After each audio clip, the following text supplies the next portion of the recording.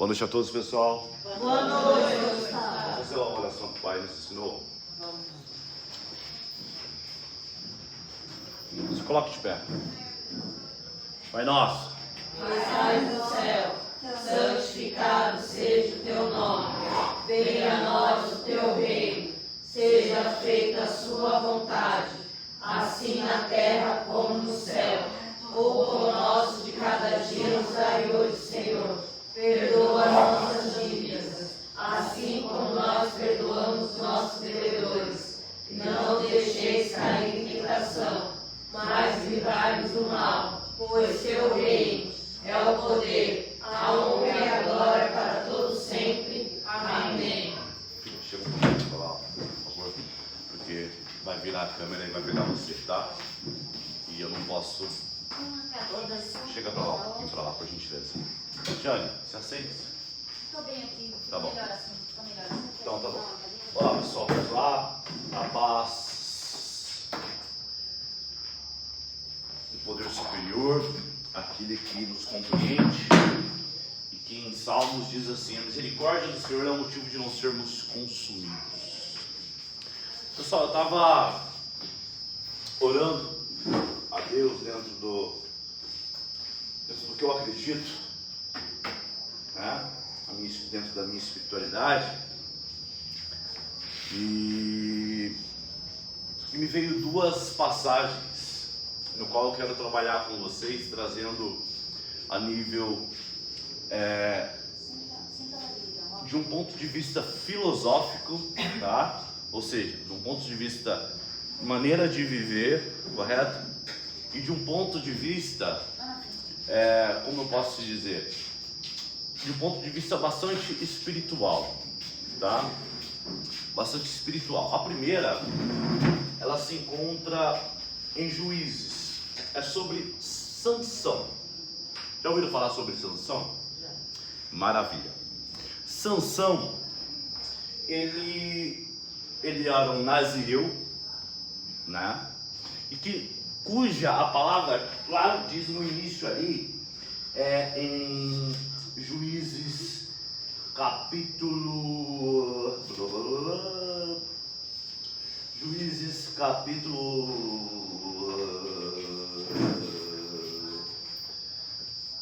tem até o 300 de Gideão aqui.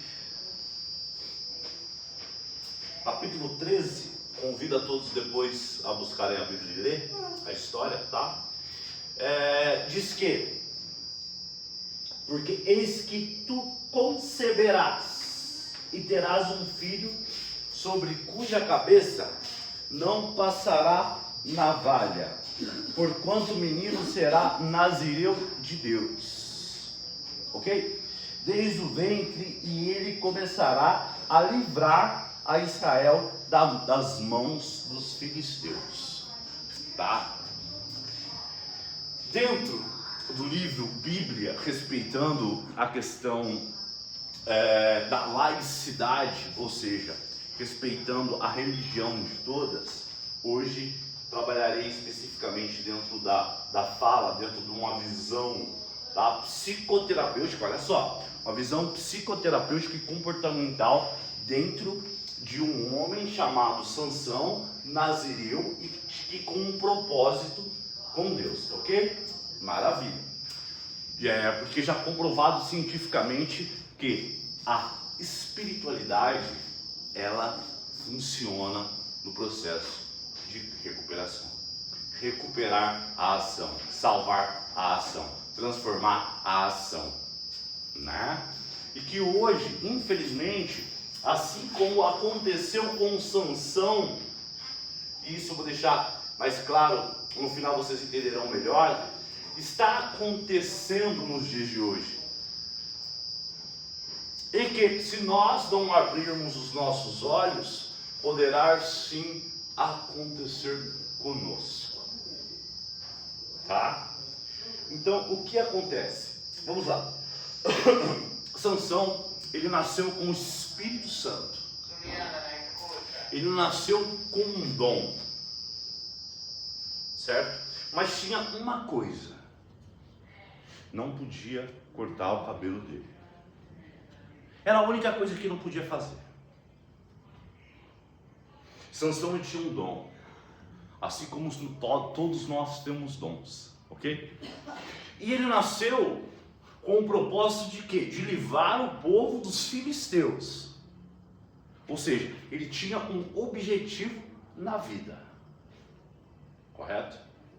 Ele tinha um objetivo na vida. Mas Sansão, ele também era homem. Ou seja, ele tinha os seus desejos, ok? E devido aos desejos, falta do propósito ou fuga, certo? E orgulho, ele padeceu dentro desse propósito. Se tornou um ícone, se tornou um mártir, fez grandes feitos. Mas, dentre hoje, o que eu quero especificar para vocês é trabalhar de uma maneira simbólica, Sansão e unidade de tratamento, ok? Então chamaremos unidade de tratamento como Sansão, ok? Sansão, ele era um homem forte, robusto, né? Ele era muito forte, ele matou 1000 homens com uma queixada de bode, né? Tentaram prender, certo? Sansão, ele era promíscuo, ele vivia uma libertinagem, ele era mulherengo, né? E o que acontece? Ele errou uma vez e viu que não teve consequência. Ele errou 2 vezes e disse: o Espírito está comigo. Ele errou a 3ª vez e quando ele foi tomar uma atitude de livrar-se do cativeiro, o Espírito Santo tinha saído dele. Mas no último instante, ele teve uma oportunidade. Furaram os olhos dele, zombaram dele, mas no último instante, no último fôlego de vida, literalmente, dele, ele derrubou o templo e matou todos os mestres filisteus. Encurtei a história, ok? Mas o que eu quero dizer com isso? O que eu quero dizer com isso? E eu pulo lá para Jeremias. Eu pulo lá para Jeremias. Dá continuidade em Jeremias, ok? Então assim, hoje você percebe que não existe mais um relacionamento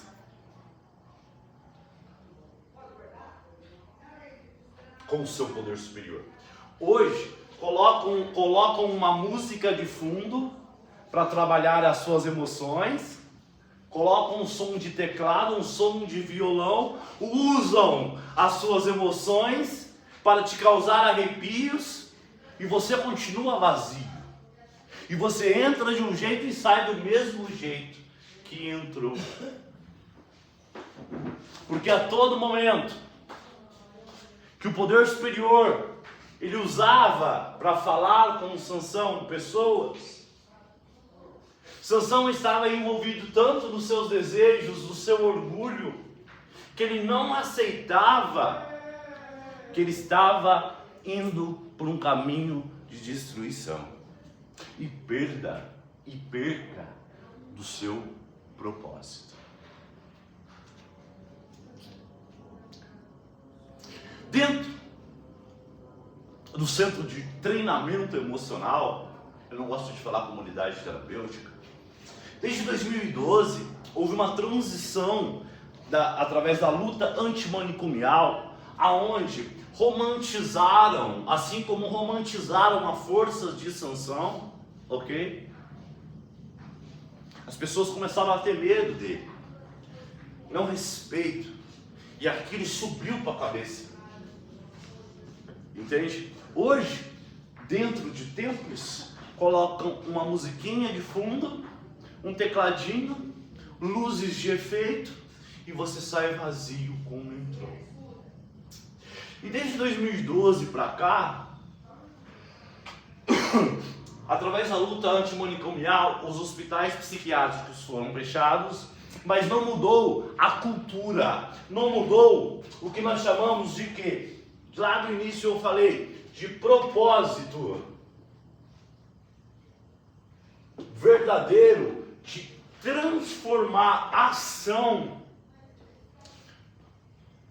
através da sua vida para com o próximo. Porque todos aqui têm um dom. Isso é inegável. Isso é irrefutável.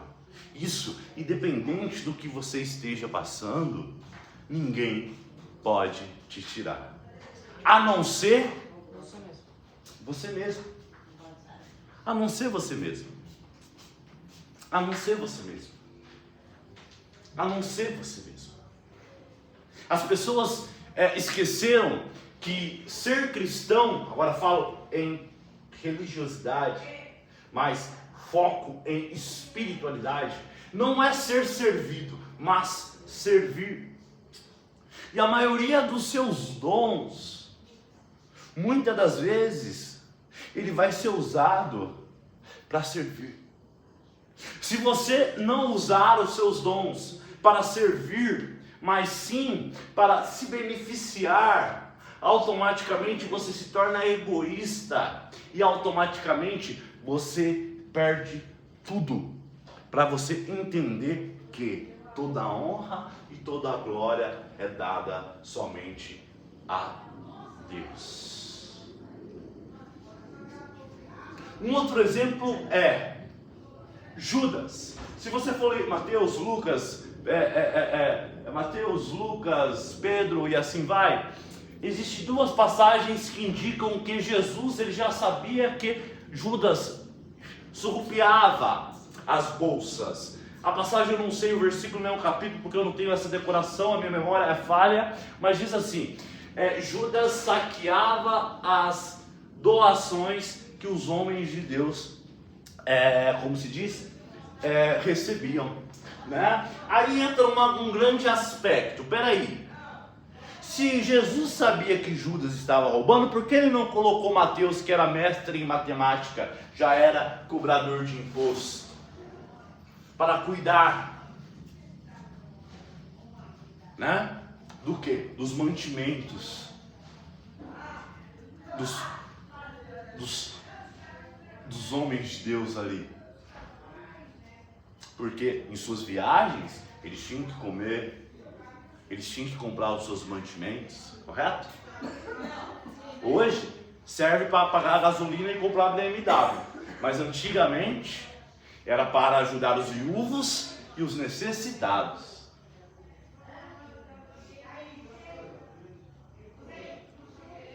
Mas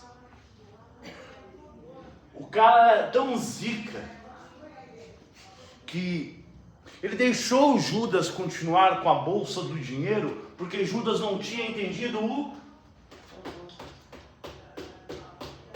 propósito. O coração dele estava no dinheiro. O coração de Judas não estava no propósito, estava no dinheiro. Qual tem sido o seu propósito aqui? Deixa essa pergunta. Tá? Então o que aconteceu? Judas, aonde está o seu tesouro, também está o seu? Opa! Aonde está o seu coração, também está o seu?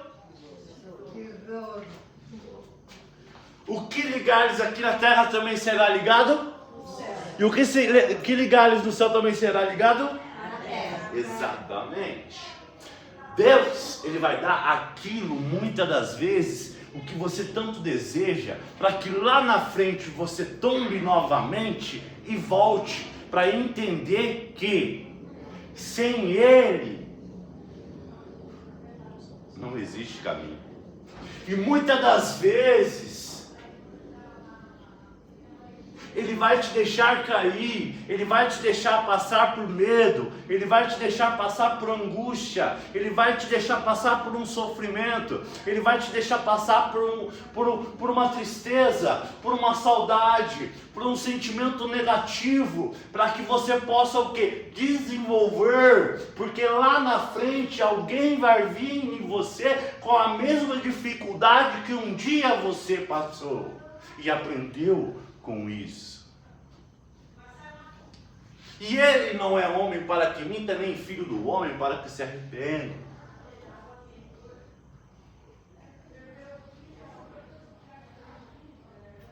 Mas aonde está o seu propósito?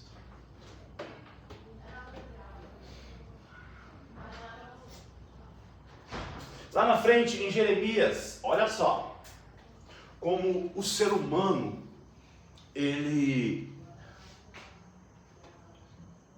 o núcleo da doença, muitos dizem que é compulsão e obsessão. Mas, se você ler o melhor livro de todos, o livro da vida, você vai entender que o núcleo da doença é o orgulho. É achar que sabe de alguma coisa, ou achar. Platão disse, o homem que acha que já sabe de alguma coisa, morreu e não sabe.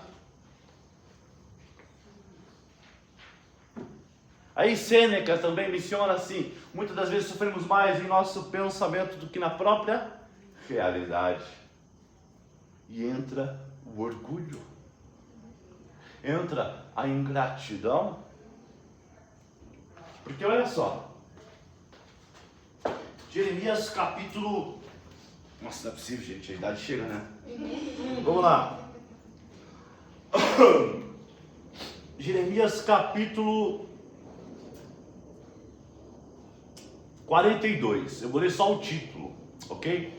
Jeremias é consultado pelos príncipes, olha só, foram até o profeta Jeremias, olha só, o homem considerado o profeta chorão, porque Jeremias, dentro da teologia, ele foi um homem que sofreu muito, e ele se compadeceu muito por Israel, porque ele via Israel o quê? Se perder dentro de um propósito.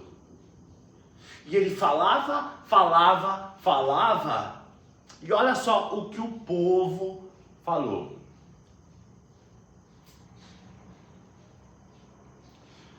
O povo foi lá, eu vou encurtar, tá? Porque é longo o texto. Convido a ler, tá? Jeremias 42. Os príncipes foram lá e falaram assim, ó, ô Jeremias, faz um favor para mim, isso aqui, bom. É o seguinte, vai lá, conversa com Deus, porque assim, os caras falaram que vão invadir nós, entendeu? A Babilônia, e a gente está querendo ver o que está fazendo de errado. Preste atenção. Aí Jeremias falou assim, ó, beleza, vou fazer isso, mas se preparem, porque o que ele falar, eu vou ser verdadeiro. O bom amigo, sabe aquele bom amigo? Que fala o que você tem que ouvir? Ô mano, não faz cagada não, porra, senão você vai se dar mal. Aí beleza. Aí Jeremias foi lá, fez o que ele tinha que fazer, orou, buscou, se consagrou, meditou e teve a resposta. Só que a resposta iria fazer com que houvesse uma necessidade do povo voltar no propósito. Porque o povo estava num período de quê? De concupiscência, ou seja, estava saindo, não, já tinha saído do propósito. Essa é a grande realidade. O povo já estava voltando a cultuar dentro da imagem figurada, dentro de uma analogia, dentro de crenças, dentro de crenças de religião, a adorar outros deuses. E consequentemente, você adorando outros deuses, você traz para si culturas diferentes. Entende? E quando fala que o povo de Israel é um povo separado, não significa que somente Israel vai para o céu. Ei, preste atenção, Deus, Ele sempre falou pela imagem figurada, Ele sempre usou parábolas para que fizessem o homem usar o que ele tem de melhor, o homem e a mulher usassem o que ele tem de mais poderoso nessa face da terra, que é o que? A capacidade de raciocínio e a liberdade de tomar uma decisão. Seria muito fácil ele vir e falar assim, ó, vamos pro céu. Ele não morreu pelos nossos pecados, então acabou. Mas não.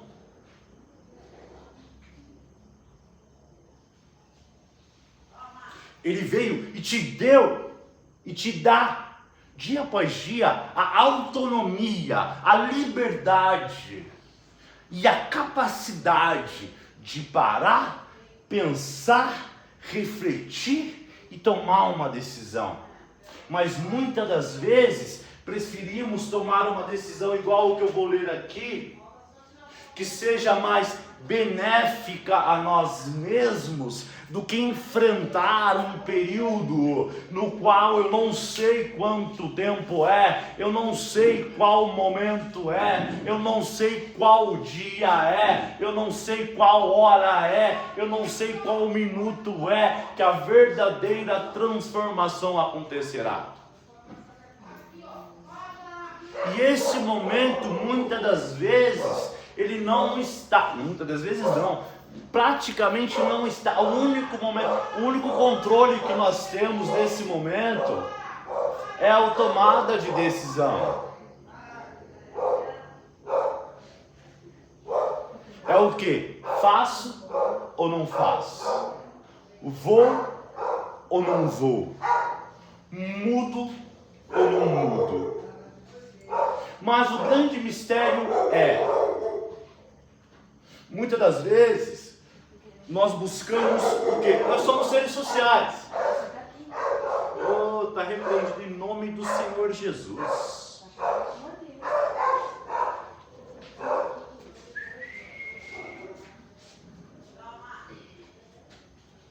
Muitas das vezes, né? Muitas das vezes nós queremos no nosso momento, no nosso tempo, na nossa hora, do nosso jeito, da nossa maneira. Eclesiastes 3 fala que há tempo determinado para todas as coisas debaixo do céu. Né? Senta ali, filha, senão eu vou te expor na internet. Senta ali, por favor. Ali, senta ali, fazendo favor, porque senão você vai sair, eu vou te expor no meu know-how, tá? Obrigado, senta ali, e senta ali, por favor. Aí, ó. Obrigado, tá? Deus abençoe. Então, assim, muitas das vezes, o nosso dom, as pessoas, a cultura, diz que é o quê? O propósito do Gustavo é o quê? Terno, gravata. Ó, irmão, para.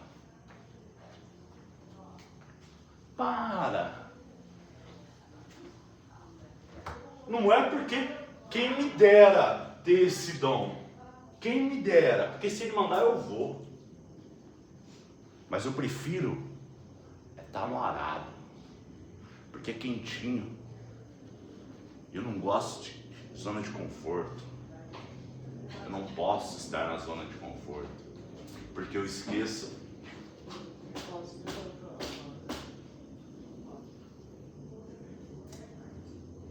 Eu tenho que estar lá no meio.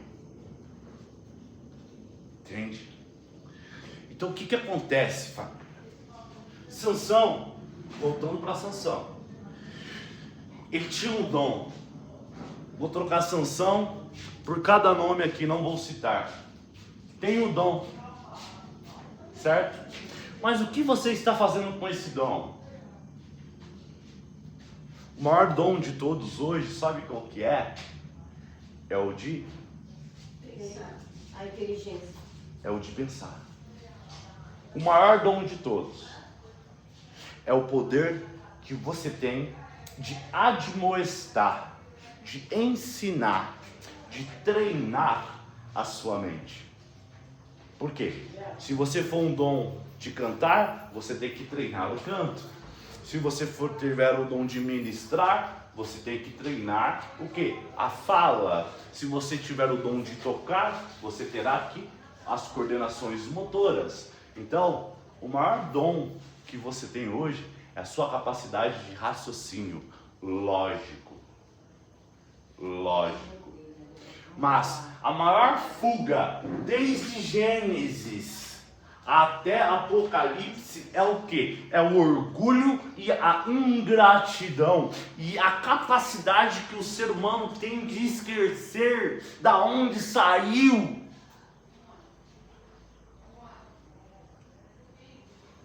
Porque esquece muito rápido. É incrível como esquece. Muito rápido. Esquece muito rápido. E a gente só quer. Mas a gente não quer passar pelo quê? Pela preparação. Entende? Então assim, imagino eu, se Judas, vamos lá, voltamos para as coisas. Vamos parar aí, pessoal. Abra lá, todo mundo. Vai. Então imagina só, Judas ele teve várias oportunidades. Judas não viu pessoas sendo curadas. Ele não viu o cara ressuscitando. Ele não viu o cara voltando a andar. Mas ele cultivava dentro da sua mente, dentro do seu coração o quê? A avareza. Ele cultivava dentro do coração o quê? O que você tem cultivado dentro do seu coração? O que você tem cultivado dentro da sua mente? O que você tem trazido para dentro de você? É aquilo que você vai se tornar. É aquilo que você pratica hoje, é o que você vai ser amanhã. Entendam isso. Assim como ele roubava, se tornou um ladrão. E olha só, eu garanto para vocês que passou muito mais de 30 moedas de prata dentro daquela bolsa. Concorda comigo ou não? Sim. Porque afinal...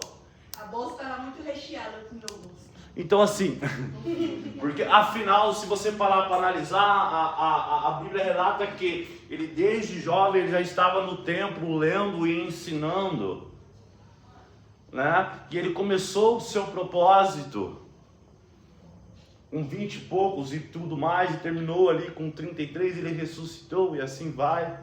Para quem tem um conhecimento teológico básico, vai entender, entende?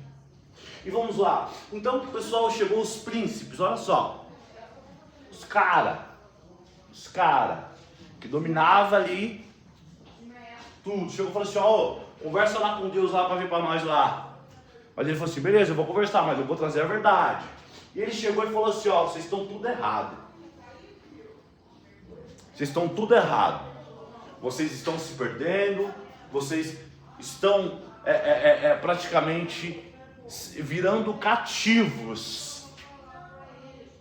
Vocês estão há pouco tempo de o quê? Da escravidão. Da escravidão. E sabe o que o povo fez? Olha só. Olha só.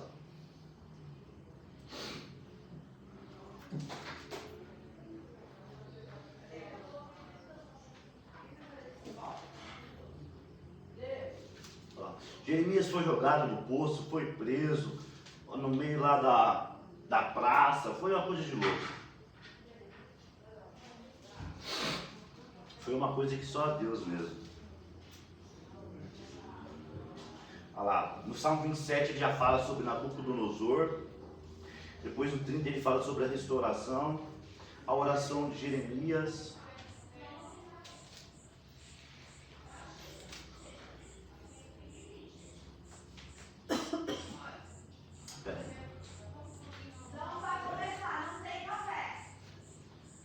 Vamos lá.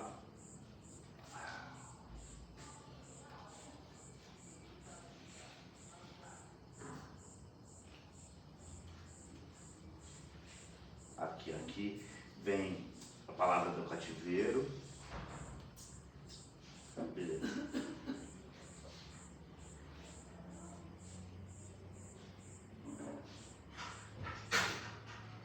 Ah lá. Aí o povo, sabe o que o povo fez? O povo foi, reuniu-se, certo? Reuniu-se e falou assim: Jeremias, eu não vou, olha só o símbolo, eu não deixarei de queimar incenso. Ou seja, a ação de ir lá e acender o incenso, por exemplo. O povo estava praticando uma ação, correto? Correto. Maravilha. Nós não deixaremos de praticar esse ato. A deusa do céu, né? Porque como o povo já estava errado, presta atenção, começou a ter as consequências, né? E Nabucodonosor já estava cercando a cidade e, consequentemente, não vinha os mantimentos, certo? Não vinha os mantimentos. Então, o povo já estava começando a passar fome e acreditava que a culpa era do outro. A culpa era do outro. Olha só que engraçado. Porque quando Jeremias ele foi lá e orou a Deus, ele falou assim: ó, eis que eu sou Deus e falo. Fala para o povo parar de ir lá e fazer isso. O povo é eu, você, ele, ela, nós, vós. Ou seja, dentro da sua individualidade, cada um tem a sua responsabilidade.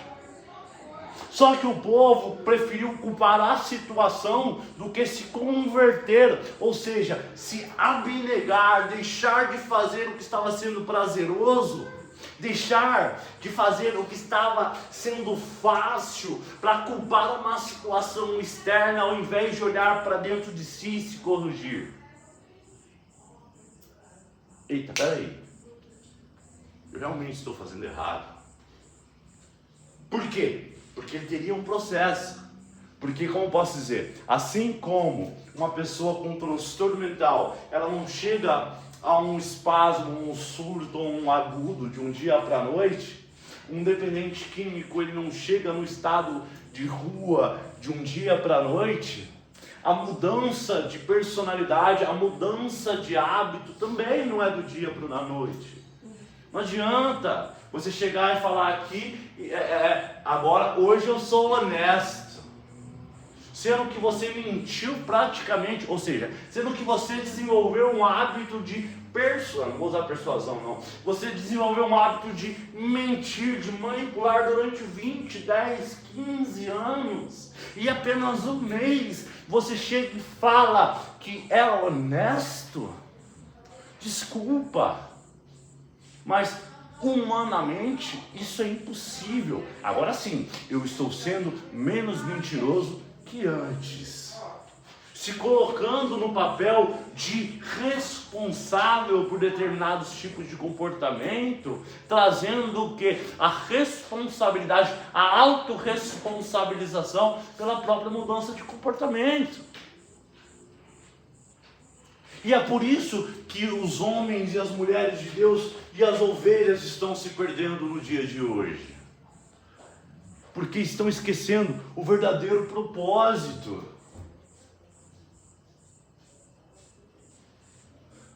Você entende? Um cego está querendo guiar o outro, está falando que a culpa, mas não sei o que, o Gustavo que é, sem misericórdia, quase falei, o Gustavo que é ruim da história, não sei o que, papapá, a outra que não faz, a outra que faz, a outra que faz, e outra que faz.